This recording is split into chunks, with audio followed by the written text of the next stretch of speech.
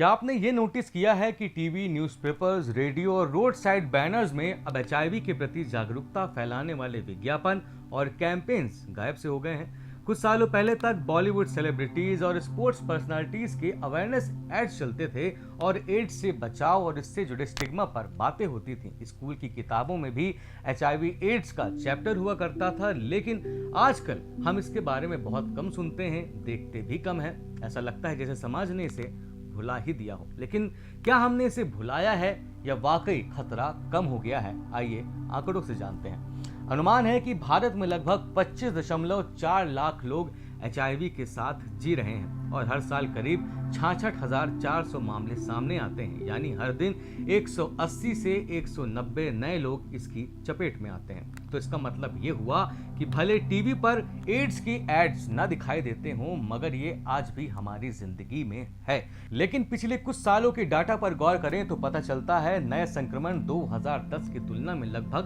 46% घटे हैं, यानी प्रिवेंशन और ट्रीटमेंट में ग्रोथ हुई है। इसी तरह एड्स संबंधी मौतों में भी बड़े पैमाने पर कमी आई है।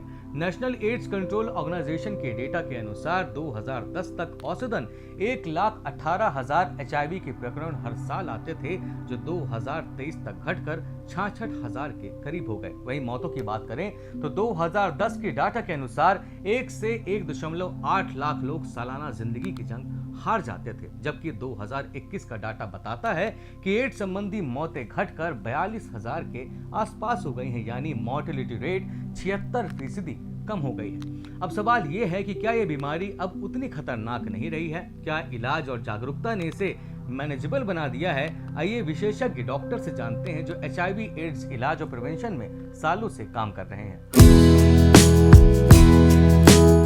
नहीं, खतरा कम हो गया है ऐसा नहीं बोल सकते, और सरकार की प्रायोरिटी बिल्कुल पर्सन टू पर्सन है। हर व्यक्ति जो उसके संदेह में है, उसकी टेस्टिंग की सुविधाएं बहुत बढ़ा दी गई हैं हर लेवल पर। मेडिकल कॉलेज से लेकर के आपके पीएससी और सीएससी पे हर तरह की सुविधाएं हैं जिससे टेस्टिंग होती हैं, और वहाँ लोकल की लेवल पर हम अपने एनजीओ के थ्रू डिटेक्ट करते हैं, पेशेंट को स्क्रीनिंग करते हैं। तो एक पैम्पलेट आप कह सकते हो कि आपको कहीं नहीं दिखते होंगे, तो आप उससे आप ऐसा कह सकते हैं कि अवेयरनेस कम हुई है, बट अवेयरनेस कम नहीं हुई है, अवेयरनेस बहुत बढ़ गई है, जिसमें कि व्यक्ति जो सुलझा हुआ है गांव का, वो भी अपनी मर्ज़ी से टेस्ट कराने आता है। अगर उसको कहीं भी उसको ऐसा असहज महसूस होता है कि नहीं मुझे एचआईवी की जांच कराना है, तो अवेयरनेस तो जो हम देख रहे हैं डे बाई डे और व्यक्तियों में बढ़ी है। अगर पूरे भारत में 25 लाख हैं, आप इससे अंदाज़ा लगा लीजिए कि हमारे यहाँ रीवा में ART centre, anti retroviral therapy का सेंटर होता है, जहाँ दवाइयाँ दी जाती हैं। हर वो व्यक्ति वहाँ रजिस्टर्ड होता है जो दवाई खाता है। तो हमारे यहाँ 2010 में पहली बार एआरटी सेंटर स्थापित हुआ। लगभग आप मान के चलिए कि 400-500 कभी 350 पर ईयर 2010 से लेके अभी हम 2025 में चल रहे हैं, लगभग 15 साल हो गए हैं। तो तकरीबन ऐसे ही हमारे पेशेंट्स हर साल रजिस्टर्ड हुए। आज की डेट में हमारे पास लगभग जो एचआईवी के इन्फेक्शन के साथ जी रहे हैं, वो तकरीबन 2600 के पेशेंट आसपास हैं। तो एक शहर जो हमारा रीवा शहर है, उसमें 2600 है, तो आप भारत में आप देख लीजिए कि हज़ारों शहर हैं जहाँ मतलब, और कई शहर इतनी ज़्यादा डेंस और मेट्रोज़ हैं जहाँ खतरा एचआईवी का और ज़्यादा बढ़ जाता है। तो जब हमारे रीवा शहर में 2500 पेशेंट हैं, 5000 पेशेंट हम अभी तक 2000 से लेकर के और 2025 तक रजिस्टर्ड कर चुके हैं। रजिस्टर्ड मतलब जो सब पॉजिटिव थे, बट जो अभी 2600 पेशेंट है वो हमारे पास अभी ऐसे मरीज़ हैं जो दवाई खा रहे हैं। तो उस हिसाब से गंभीर तो है ही बीमारी। आंकड़ों से हम ऐसा नहीं बोल सकते कि 25 लाख हैं तो वो गंभीर है। उन पे काफ़ी कुछ चेक आया है और कम हुए हैं पेशेंटों में, जो पॉजिटिविटी बढ़ी है टेस्ट कराने की। तो आप जो 25 लाख बोल रहे हैं, वो ये भी हो सकता है कि लोग खुद आकर के जांच करा रहे हैं। पहले लोग भाग जाते थे, जांच नहीं कराते थे, तो पॉजिटिविटी तो इसलिए बढ़ जाती है कि भाई हम 100 में से पहले 5 ही लोग आते थे, अब 100 में से 50 लोग आपके पास जांच कराने आ रहे हैं, तो 5 में से तो 5 ही निकलते थे ना। अब 50 में से 10 भी निकल गए तो आप कहेंगे कि पेशेंट बढ़ गए। पेशेंट नहीं बढ़े, वो मरीजों में अवेयरनेस बढ़ी जांच कराने की, तो हमारा डिटेक्शन बढ़ गया है। ART की दवाइयाँ बहुत दिन ब दिन नई से नई आती जा रही हैं। जो हमारे पास 2009 में दवाइयाँ थी ART की, कई सारी दवाइयाँ रिप्लेस होकर के नई दवाइयों से बदल दिया गया है। और अब हमारे पास first line therapy, second line therapy, third line therapy है। फर्स्ट लाइन थेरेपी अगर हमारी फेल हो गई, वायरस हमारा कम नहीं हुआ, तो हम सेकंड लाइन पे जाते हैं। सेकंड लाइन पे भी जब नहीं होता है तो हम थर्ड लाइन पे जाते हैं, उसके कारण खोजते हैं।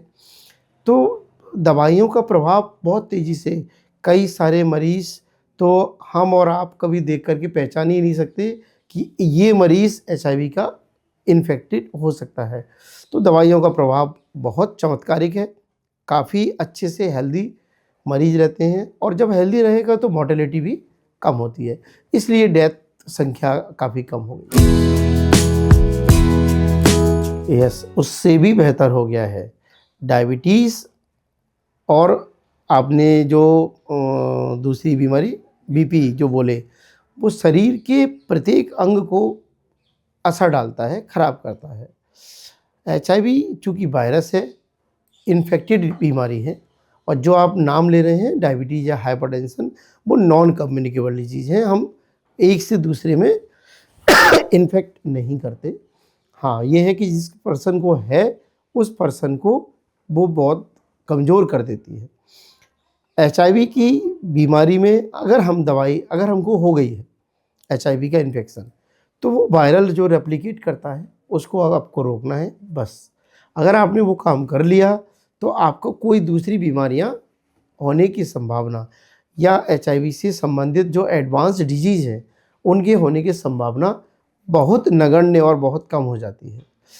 जहाँ तक BP और डायबिटीज़ का है, तो चूँकि उसके साथ में धीरे धीरे बहुत सारी और भी चीज़ें एसोसिएटेड होती हैं, तो मैनेजेबल डिजीज़ हम ये कह सकते हैं, बल्कि उससे बेहतर है। नए केस और मौतें तो घटी हैं, लेकिन कुल संक्रमितों की संख्या अभी भी बढ़ी है। हालांकि 2010 की तुलना में कुल संक्रमितों की संख्या कम न होने के पीछे का कारण ये भी है कि लोग सही इलाज के चलते अब नॉर्मल और लंबी जिंदगी जीने लगे हैं। आबादी के हिसाब से भारत में HIV 0.20% है और 201 देशों में भारत का स्थान 51वां है। भारत की आबादी बहुत ज्यादा है, इसलिए नंबर ऑफ केस ज्यादा दिखते हैं, लेकिन कुल आबादी में फैलाव बहुत कम है, जबकि अफ्रीका में यह 5 से 28% तक है। फिर भी 25 लाख से ज्यादा लोग आज भी HIV के साथ जी रहे हैं, और हर दिन 180 से 190 नए संक्रमण हमें ये याद दिलाते हैं कि लापरवाही की जरा सी भी जगह नहीं है।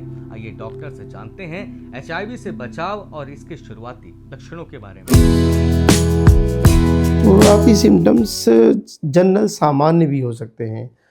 मान लीजिए मैं अपने ऊपर लेकर के मैं बोलूँगा कि मुझे कभी HIV का इन्फेक्शन अगर हुआ, तो वो एक एक्यूट इन्फेक्शन जो होता है, शुरुआती जो होते हैं, कुछ ही समय में फीवर है ना, कमजोरी लगना है, या कुछ अनईजी महसूस होना है, वो सब आपको लग सकता है।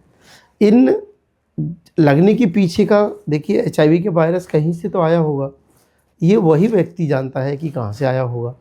या तो उसके संक्रमित ब्लड उसको चढ़ा, या उसको कोई संक्रमित सुई लगी, या कहीं उसने कोई अनप्रोटेक्टेड सेक्स किया, मल्टीपल सेक्स पार्टनर उसके रहे, या कोई वो ड्रग यूज़र है, ड्रग एडिक्ट है। ऐसा वो व्यक्ति, ये वो स्वयं जानता है कि ये मुझे कहाँ से आ सकता है। तो जब कोई व्यक्ति ऐसा जो सस्पेक्टेड है, संदेहप्रद है, जब उसको ऐसे लक्षण आते हैं शुरुआती कि फीवर आने लगे जो जा नहीं रहा है, बार बार आ रहा है, वज़न कम होने लगे, बुखार के अलावा उसको कमज़ोरी अलग से महसूस होती हो, बिना किसी कारण के थकान लगती हो, और इस तरह की चीज़ों के प्रवेश से वो आया हो, तो उसको जांच कराना चाहिए, और उसको खुद को ये दिमाग में रखना चाहिए कि मुझे ये जांच कराना चाहिए। हाई रिस्क में ट्रांसजेंडर होते हैं, जो male to male sex worker होते हैं, फीमेल टू मेल और मेल टू फीमेल, सब तरह के मल्टीपल सेक्स वर्कर रहते हैं, that is very high risky रहते हैं। चूँकि गांव में हम कहें कि संक्रमित सुई से हो जाते हैं, बट आजकल सारी जगह सरकार ने इतनी अच्छी व्यवस्था कर दिया है कि डिस्पोजेबल नीडल्स का यूज़ करते हैं। अब वो वाली नीडल्स भी काफ़ी कम हो गई हैं जिनको उबाल के हम डिसंक्रमित करते थे। अब तो डिस्पोजेबल सिरिंज को और नीडल को सरकार ने हर जगह मुहैया कराया है।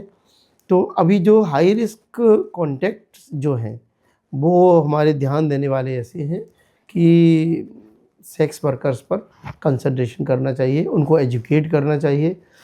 रोका तो नहीं जा सकता है, बट एजुकेट करके उनको अवेयर करके उनको काफ़ी कम किया जा सकता है। देखा जाए तो सरकार ने पिछले 10 सालों में इस बीमारी से लड़ने के लिए बहुत कुछ किया है। टीवी में एचआईवी से जुड़े विज्ञापन भले न दिखाई देते हों, मगर जमीनी स्तर पर एनसीएपी यानी कि national AIDS STD control programme का फेज 5 चल रहा है। पूरे देश में 725 से ज़्यादा एआरटी सेंटर चल रहे हैं जहां एचआईवी पेशेंट को फ्री और लाइफ लॉन्ग दवाइयां मिलती हैं, और सरकार ने 2030 तक एचआईवी एड्स एपिडेमिक को खत्म करने का लक्ष्य भी रखा है। भारत सरकार ने एचआईवी एड्स से लड़ाई बंद नहीं की है, बल्कि पहले से ज़्यादा एक्टिव है। बस जो एड्स को लेकर समाज में डर था वो ज़रूर कम हो गया है। अच्छी और खुशी की बात यह है कि अब एड्स पेशेंट सामान्य जिंदगी जीने लगे हैं। यहाँ तक कि दवाओं का असर इतना कारगर साबित हो रहा है कि एचआईवी पॉजिटिव मां से बच्चे तक संक्रमण रोकने की सफलता दर 100% हो गई है। आइए डॉक्टर से जानते हैं यह संभव कैसे हुआ। हम अपने सेंटर की बात करें तो 100% सक्सेसफुल है। हमारे यहाँ लगभग अभी 24 से 25 वर्तमान में इस समय महिलाएं ऐसी हैं जो गर्भवती हैं और जो दवाइयाँ रेगुलर खा रही हैं। हमने उनका रिजल्ट देखा है। इसके पहले जितने भी बच्चे हुए, जो महिलाएं गर्भवती थीं और जिन्होंने दवाइयाँ रेगुलर खाईं, उन महिलाओं के बच्चे इन्फेक्टेड पैदा नहीं हुए। वो सभी बच्चे एचआईवी से इन्फेक्टेड नहीं हुए, सभी के सभी निगेटिव थे। तो आप इसी से अंदाज़ा लगा लीजिए कि कितनी % उसकी सक्सेस रेट है।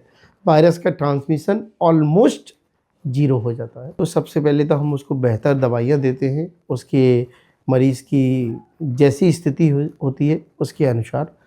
जब उसकी दवाइयाँ उसको कारगर रहती हैं, कारगर हम देखते हैं उसकी जांच करा के। जांच में हम उसका CD4 कराते हैं। हमारी जो प्रोटेक्टिव सेल्स होती हैं उनसे हमको पता चलता है कि मरीज़ की जो इम्यूनिटी सिस्टम है वो कैसा काम कर रहा है।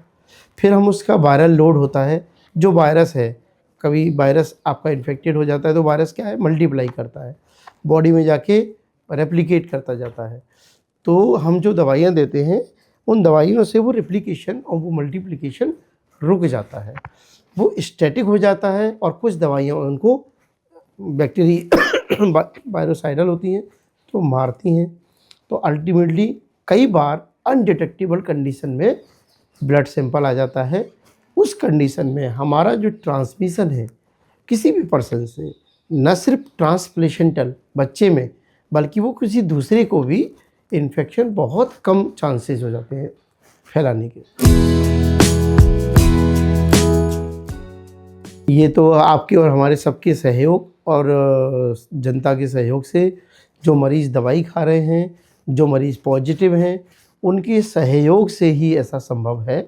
बिल्कुल संभव है। क्यों? क्योंकि जो पॉजिटिव हैं अगर वो ठान लें कि हमको निगेटिविटी बिल्कुल वायरस को इतना कम करके रखना है कि हमारे द्वारा किसी मरीज़ को, किसी हेल्दी पर्सन को इन्फेक्शन ना जा पाए, तो एक तो वो ट्रांसमिशन की जो चेन है हम उसको रोक सकते हैं। दूसरे, नए होने वाले जो इन्फेक्शन हैं, जहाँ सबसे ज़्यादा मैंने अभी बताया आपको कि बहुत ज़्यादा कंसंट्रेशन रहता है और ज़्यादा हाई रिस्क होते हैं, उन क्षेत्रों में जा कर के 1 to 1 फेस टू फेस, चूँकि हालांकि वो लोग अवॉइड करते हैं इन चीज़ों को, बट जैसा उनको कंफर्टेबल होता है, उनके सुपरवाइज़र होते हैं, उनके थ्रू उनको एजुकेट करके डेफिनेटली हम 2030 तक इस लक्ष्य को पा सकते हैं। बशर्ते जो पॉजिटिव पेशेंट हैं, 25 लाख आपने बोला कि 25 लाख हिंदुस्तान में जी, अगर ये 25 लाख मरीज़ ये ठान लें कि हम एक नए मरीज़ को इन्फेक्ट नहीं होने देंगे किसी भी हालत में, क्योंकि ये सिर्फ उनको पता है कि हम पॉजिटिव हैं, उनकी आइडेंटिटी किसी को डिस्क्लोज नहीं है, बट उन मरीजों को ये जानना और समझना चाहिए कि हमको अगर इस देश से, दुनिया से HIV के वायरस को ख़त्म करना है तो हमको ट्रांसमिशन की चेन को रोकना ही होगा। लेकिन आखिरी लड़ाई सिर्फ सरकार नहीं लड़ सकती। इसे खत्म करने के लिए समाज को, आपको, हमें और सबको साथ आना पड़ेगा। याद रखिए, HIV छूने से, साथ बैठने से, खाना खाने से नहीं फैलता, लेकिन चुप रहने से, शर्म करने से और स्टिग्मा फैलाने से ये ज़रूर बढ़ता है। और अगर समय पर टेस्ट हो जाए, इलाज शुरू हो जाए तो HIV अब एक मैनेजेबल बीमारी है। खत्म नहीं हुई है, लेकिन खत्म की जा सकती है। आपको ये जानकारी कैसी लगी, हमें कमेंट बॉक्स में ज़रूर बताएं। वीडियो को शेयर करें और शब्द साची के साथ बने रहने के लिए धन्यवाद।